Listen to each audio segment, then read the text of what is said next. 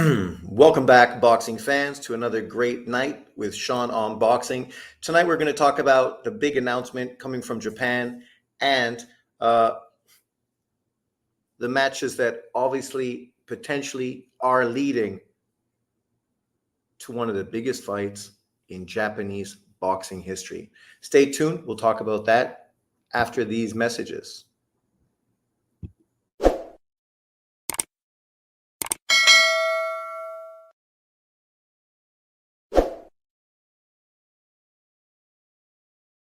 Welcome back, boxing fans. So we know Prime Video obviously just signed a new deal with PBC, and people were really excited about it and the prospects of what this was going to do for the PBC after, of course, losing both Showtime and Fox, which obviously were also big companies that supported PBC boxing, but both walked away from the PBC, leaving the PBC in a little bit of a lurch. Of course, PBC fans were very excited when they signed the contract to work with Prime Video. Obviously, a global entity, $1 billion of equity, obviously a big company, and they were hoping this was going to transpire to the PBC continuing to do well in the sport of boxing in the US. But so far this year, we've seen how that's worked out. All we've got is a handful of pay-per-view fights. A lot of the PBC fighters on that deep PBC roster have slid over to other promotional companies, them losing a lot of youth and a lot of names that were part of the PBC. Whereas you can look at Japan, who had obviously signed with them before, and how well Japan is benefiting by working with Prime Video, obviously putting on fights that aren't pay-per-view and fights that are deep in world title fights and obviously leading to bigger and bigger fights moving forward. And that's truly what a great promoter does. A great promoter promotes fighters and fights that obviously lead to huge matchups. And by promoting this fighter and his card and this fighter on that card, and then obviously having them, moving towards the inevitable showdown, that's what builds hype around boxing. And you can see promoters who do that consistently, right? And inevitably, that's what all promoters try to do. And that's exactly what we're seeing now from Japan. So let's take a peek at that, and then we'll break it down and look at it a little closer. If you're a fan of smaller weight boxing and Japanese boxing, then this shit should be right up your alley because it's fantastic. Obviously, Inoue has really broken through. He's not just a domestic Japanese superstar. He is a global superstar, now considering one of the 3 pound-for-pound best fighters in boxing today. Super exciting, great knockout percentages, great wins, tons of accomplishments. He's literally doing what a great fighter should do. But obviously, like great fighters, people are interested in who's going to be his next opponent, his next great opponent, right? People are often critical of Canelo because he's not chasing after David Benavidez. People are often critical of Tank Davis because he's not really chasing the big names at his division, right? For for Inoue, it's similar. People are asking, who's the big name fighter you're going to fight next? What's that superstar name that you're going to put on your resume? Some people have talked about him moving all the way to 135 to take on a Tank Davis. Other people have talked about him moving to 126 to try to become a 5-weight world champion, which is historic. There's only a handful of fighters in boxing history who have been able to accomplish that. But what I've always said is that none of the fighters currently at 126 are big enough names that generate enough buzz to truly make that fight as big as it potentially could be. What we need to do is get one of these 126-pound fighters to unify, make a name for himself, carve out him as the top guy at 126 pounds, so that a potential fight with him and Inoue would be a fight that American boxing fans would be excited about. Currently, there's nobody that fits that bill. But there is one fighter in Japan that people really see the potential of a Sugar Ray Leonard, Tommy Hearns type of matchup. Potentially the biggest fight in Japanese boxing history. And it's about time Japan produced that kind of matchup. And it's such a great fight. It's the kind of fight that even resonates outside of Japan and around the world, right? And that is obviously a fight with Junto Nakatani. I talked about it after Junto Nakatani's recent victory that was just like, what, a couple weeks ago? And I said, probably the best thing that could happen right now is for Junto Nakatani to fight Inouye's brother to unify titles at 118 pounds. You beat, destroy, demolish, embarrass Inouye's brother. And then the excitement, the energy, the feeling, not just globally, but primarily within the Japanese boxing crowd, the boxing fan, would just be palpable, right? To have this huge revenge match. Inoue versus Junto Nakatani. Junto trying to become a four-weight world champion by beating a pound-for-pound top fighter. Many people currently have Junto Nakatani on the bottom of their pound-for-pound list. Whether you do or you don't, the fact is he is being put into that consideration right now. And obviously, if he beats Inouye's brother and unifies titles in his third weight division, that's only going to continue his rise in the pound-for-pound rankings. And then if he moves up to try to fight Inouye's brother to become a four-weight world champion, a pound-for-pound top three fighter, then, I mean, that really is, sort of the cream on top, the cherry on top, right? Whatever you want to say, whatever analogy fits it better. Cheers.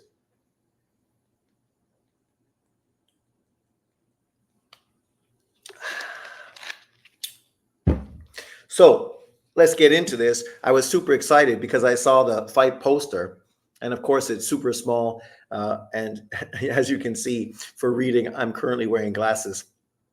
So when I saw this fight poster, I was thinking, is this fight already fucking announced? Is this fight done and dusted? Have they jumped right into that fight the way I was anticipating, the way I was hoping? I sort of envisioned that fight happening in December because we know Japanese boxing, the biggest point for Japanese boxing is the 30th and 31st of December, just before New Year's. And it's huge, right? Excuse me. It's the equivalent of the two Mexican holidays in America. Huge for Japanese boxing and Japanese boxing fans. So I kind of thought that would be sort of the perfect fight to have happen on the 30th or the 31st. But as I look closer, you will see that it's not what I wanted, but still fucking excellent. Excellent. And what a way to market it. It's not necessarily on the same card, but basically you're picking back off of each other, using one another to elevate the other cards to build up the excitement and the tension between the inevitable matchup between Inouye's brother and Junto Nakatani. And this is the prize right here. Inoue, the monster, right? And he's a guy that needs, just like Tank Davis, Canelo Alvarez, Bud Crawford, Usyk, any elite top fighter, they need those names, right, to really resonate with history. But let's check this out. If you haven't seen it, now you have. Prime Video Boxing, October 13th, Sunday, October 14th, Monday. Inevitably a double header. And this shit is excellent. And it's not just that you have Inoue and Junto Nakatani headlining these cards, but when you look at the undercard fights, that's some serious shit going on too. I mean, you can see Kenshiro right there. Out of all these fighters, Kenshiro is probably the most accomplished out of every single fighter in this poster. He's a one-weight world champion, but a guy who's unified at that weight, has a fucking deep resume of the who's who, right? And has, I don't know, well over 10 title defenses already. Well over. I know Deontay Wilder was praised like crazy when he had 10 title defenses of his heavyweight title, 1 belt. Well, Kenshiro has, I think, closing in on 15 title defenses. And he's obviously a unified champion. And, now currently a 2-time champion who just moved to his second division and inevitably is trying to become a 2-weight world champion. Then, of course, you have Tanaka right here as well, underneath of Junto Nakatani. And Tanaka, in his own right, is one of the few Japanese boxers in history to become 4-weight world champions, joining obviously Inoue and Ioka and Tanaka. And obviously Junto Nakatani is trying inevitably to duplicate that as well. So it's a small group of Japanese fighters who've been able to do that, but he's one of them. Then, of course, you have Junto's stablemate, who just became a world champion in less than 10 fights. You have the kickboxing sensation, who obviously North Americans became familiar with when Floyd Mayweather went over to Japan to fight a bantamweight kickboxer. And then, of course, you have a multitude of other fighters, obviously 1 world champion, a guy who was just in a fight of the year, and another up-and-coming young Japanese fighter I'm not that familiar with, but obviously he is probably the lesser known out of all of them. If you've seen him fight, leave the comments in the comment section below. Tell me, what do you think of him so far in his career? But let's check this out. So here are the 2 cards. Obviously, the Sunday card, Takumi Inoue is going to be facing Seiya Tsutsumi. Tsutsumi was just in a fucking battle of the ages against a very good Japanese fighter who unfortunately passed away shortly after that fight. And really, I thought that guy was the more dominant of the 2 fighters. Tsutsumi was a little wild, but obviously a hard puncher, which inevitably paid a big toll on his opponent. Now he's going to be stepping in to face Inoue. Inoue, who over recent fights has just looked fucking fantastic.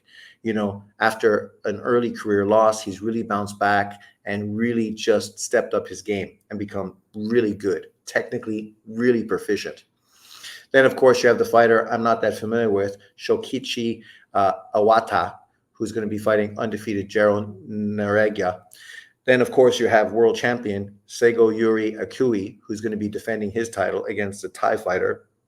And then, of course, the great Kenshiro Teraji, who's going to be fighting Roman Gonzalez's nephew, Christopher Rosales, ex-world champion. On the other card, on Monday, you have Anthony Olaskuga, sorry if I butchered his name, who just became a world champion, who's going to be fighting Jonathan Gonzalez, the same Jonathan Gonzalez that blatantly ducked Kenshiro for 3-belt unification.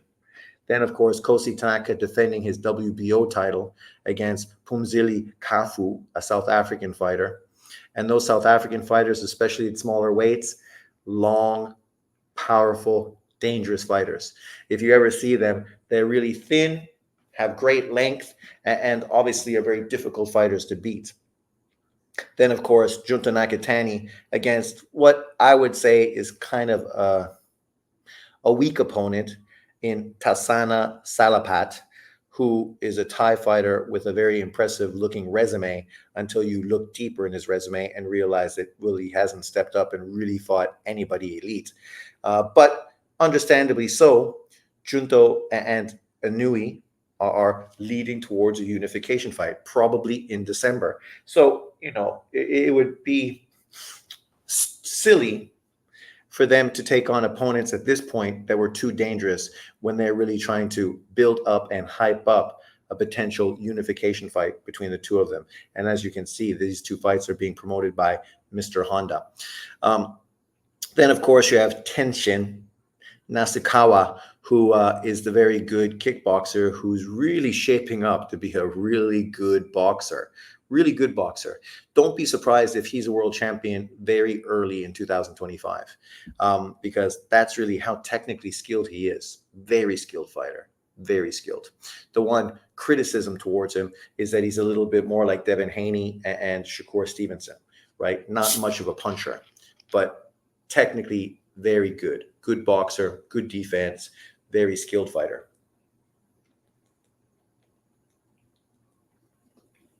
So when I saw this, I was super excited.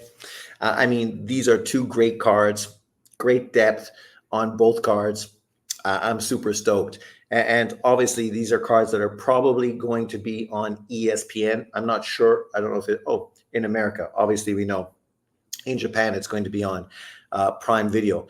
But in the States, I'm not sure if it will be on Prime Video or if it will be on obviously ESPN, because we know Mr. Honda and Top Rank do have promotional deal amongst themselves.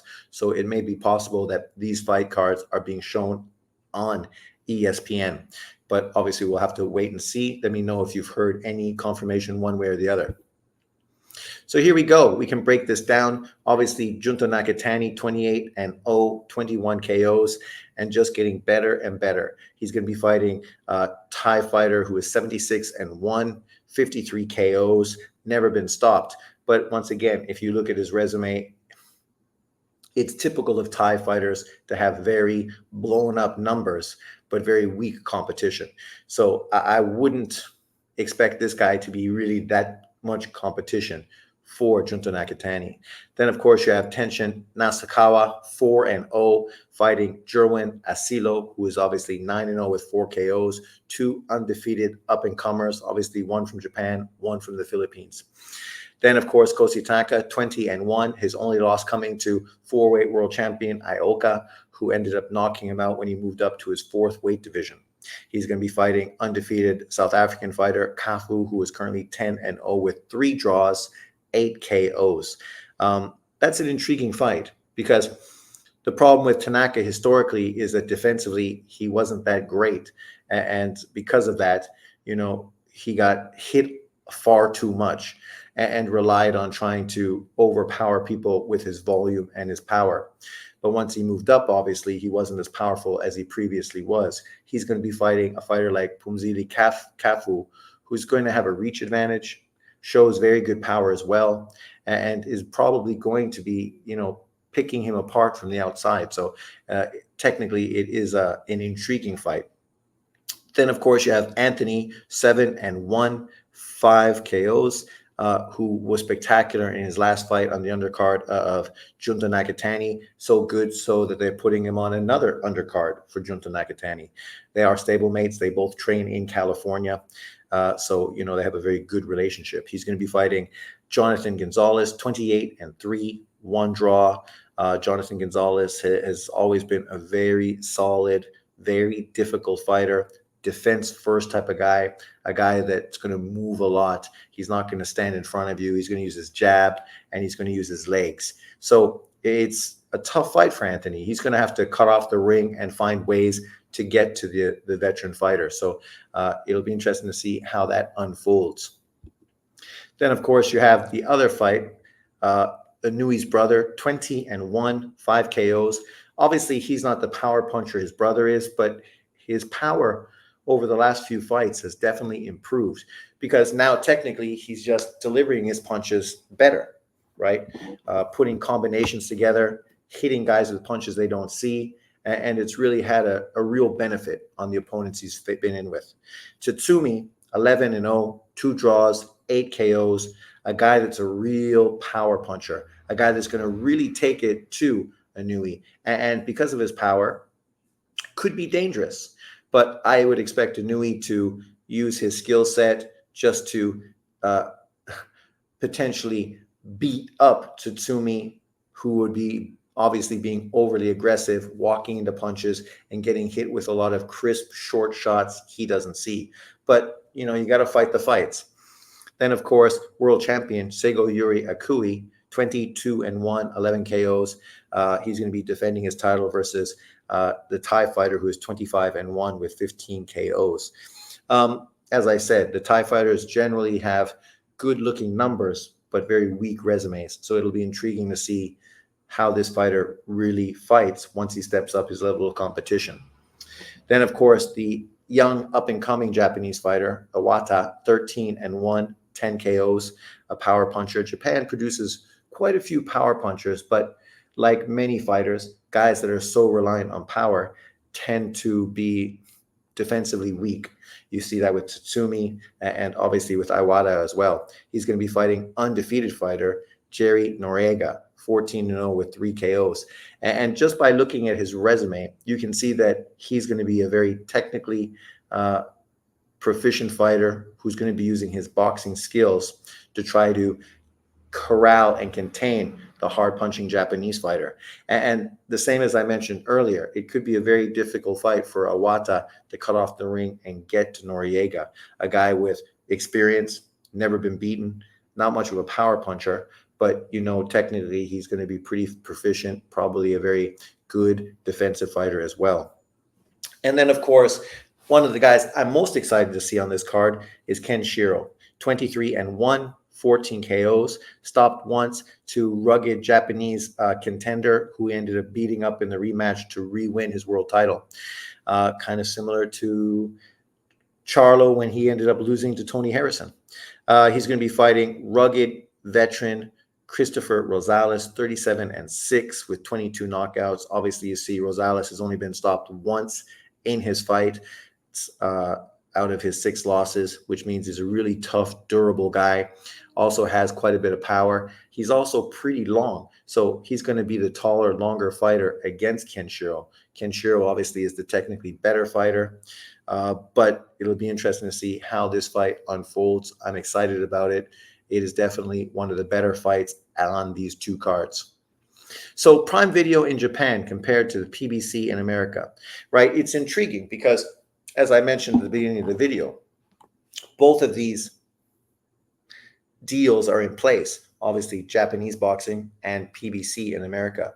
Japanese is setting up huge fights for the Japanese fan base, right? You can see that they're building up their superstars in Japan, leading towards unification fights, having world champions defend their world titles to continue to build their name brand and move forward in their careers to sort of build their legacy and their history within the Japanese market.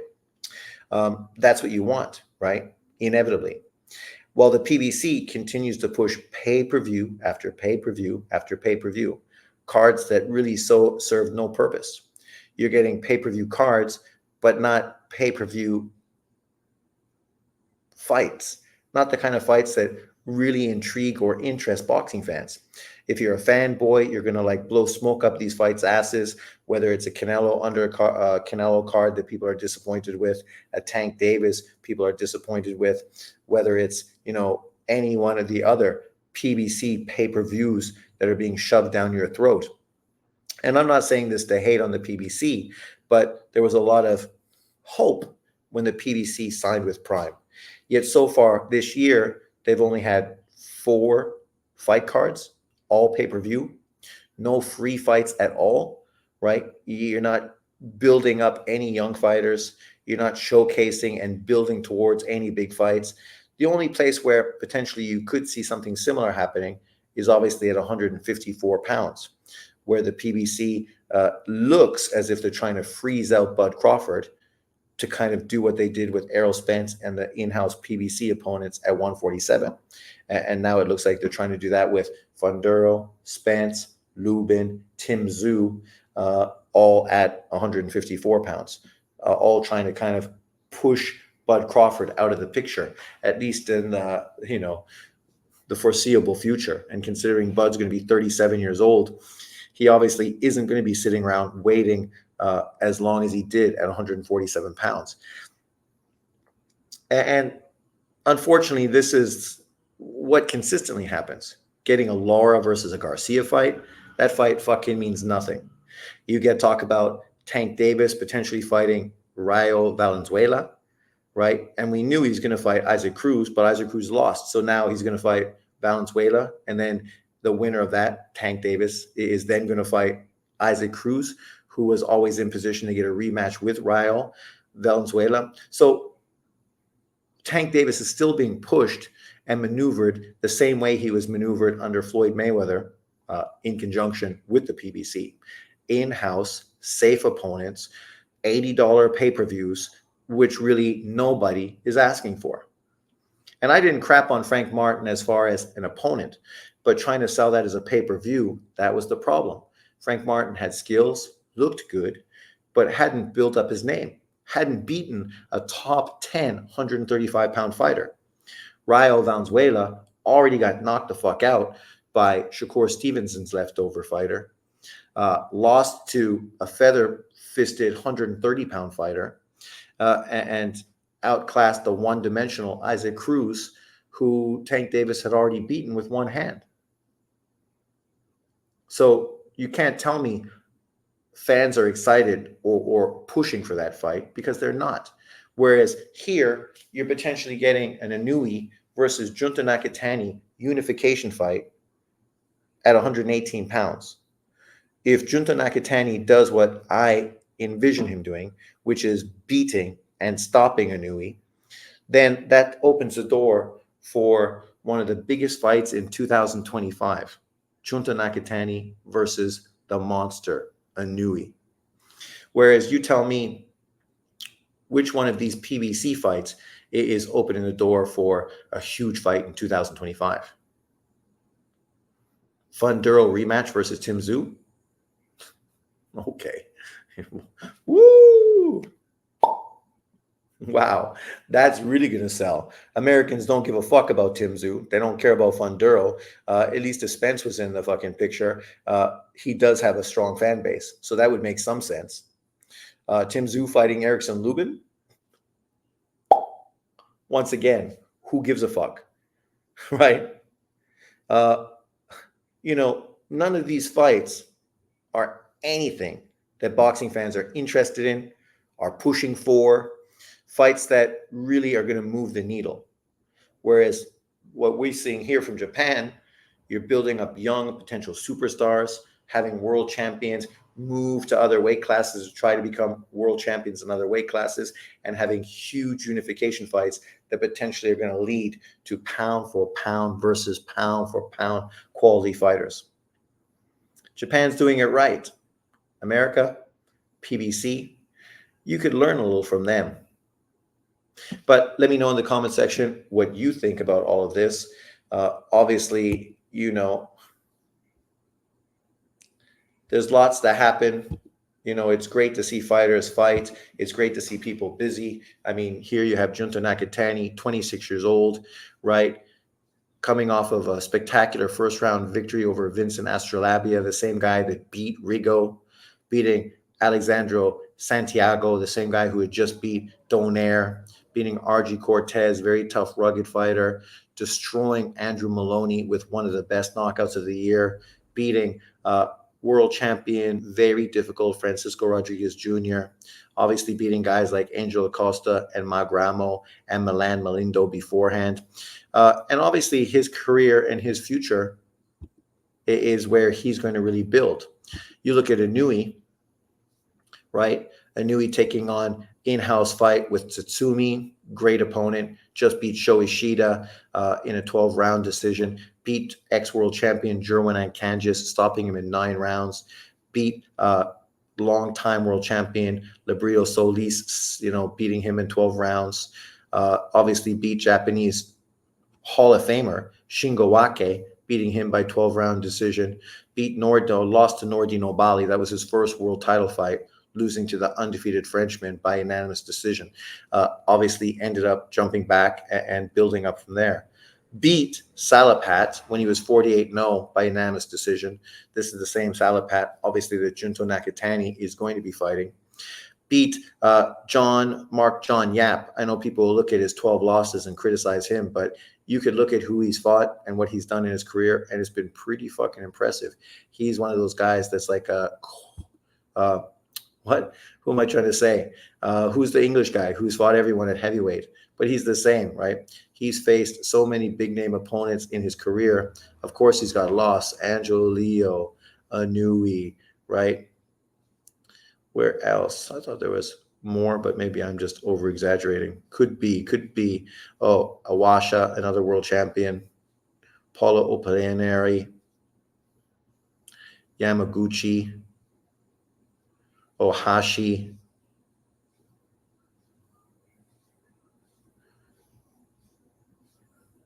Obviously fighting good fighters from the beginning of his career as, tough Mexican and tough Filipinos tend to do. But nonetheless, I'm super excited, stoked to see this card. I'm just excited whenever a new card gets announced, especially when there's literally 4 fights on the card that I'm super excited to watch. And here we don't just have 4 fights, we have back-to-back fights, Sunday, Monday, right? Double header, double feature coming out of Japan. Um, Great news for real boxing fans, hardcore boxing fans. They're all going to be excited about this, and I'm sure we're going to see a lot of people talking about it moving forward. And obviously, if this leads to a December unification fight, just around the corner, 2025, Inoue, Junto, Godzilla versus King Kong. That shit will be dynamite. But leave your comments below. Thanks for watching. Remember to like, subscribe, and share. And I will be talking to you obviously later this week. We got more boxing coming to you.